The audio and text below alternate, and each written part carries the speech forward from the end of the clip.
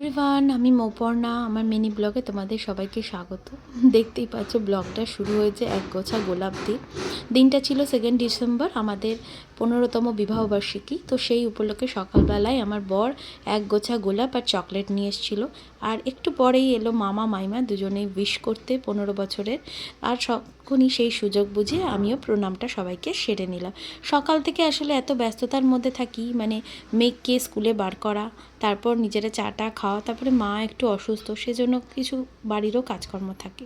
তারপর চটপট করে চান টান করে চলে গেলাম মন্দিরে। কোনো বিশেষ অনুষ্ঠানে মন্দিরে একটু পুজো না দিলে আবার আমাদের হয় না।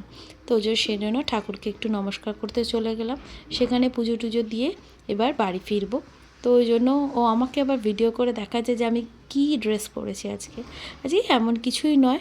এই সালোয়ারটা অনেক দিন আগে সিমলা থেকে কিনে এনেছিলাম, সেটাই একদম নতুন ছিল, তো সেটাই পরে গেছিলাম। এসে আমাদের রেগুলার চিল্লা একটা খেয়ে নিলাম।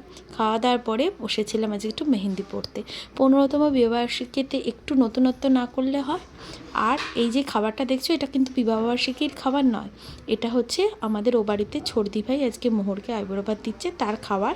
সেটা মেঘের জন্য পাঠিয়েছে। আর আবার হাতে মেহেন্দি থাকার জন্য আমার বর আমাকে একদম বড় বড় গাল করে খাইয়ে দিচ্ছে, সেটা দেখিয়ে আমরা হাসাহাসি করছি। তারপর সন্ধ্যের দিকে একটা ছোট বেন্টোকে কিনেছিলাম, সেটাই একটু সবাই মিলে কাট করলাম। আর এই গোলাপগুলো যেগুলো সকালে দিয়েছিল সেগুলোই সুন্দর করে ফ্লাওয়ার ভাসে সাজিয়ে রেখেছেন। এই ফুল, এই জিনিসটা কিন্তু আমার খুব ভালো লাগে। তো দেখো কি সুন্দর লাগছে এই ফ্লাওয়ার ভাসে। তো ছোট্ট কেকটা দুজনে মিলে কাট করে নিলাম। তারপরে মেঘ গেছিলো পড়তে, তারপরে পড়া টড়া থেকে ওকে ওখান থেকে রিসিভ করে আমরা চলে গেলাম আজকে একটু ডিনার করার জন্য। এই যে আমি রেডি হয়ে গেছি, রেডি হয়ে আমরা গেলাম হোলি ফ্লোইতে আজকে রাতে ডিনারটা সারবো বলে। এদের অ্যাম্বিয়েন্সটা বেশ আমাদের ভালো লাগে, তো সেই জন্য ওখানেই চলে গেছিলাম আজকে ডিনার করব বলে। এই যে আমার বরমশাই আর এদিকে আমার ছেলে।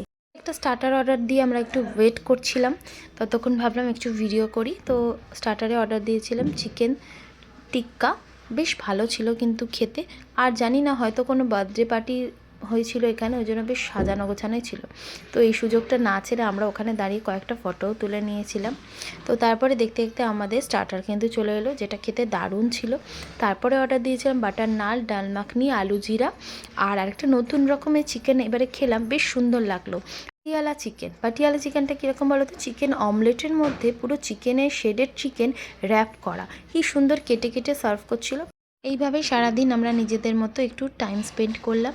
এইভাবেই এবারে 15 বছরের অ্যানিভার্সারিটা কেটে গেল।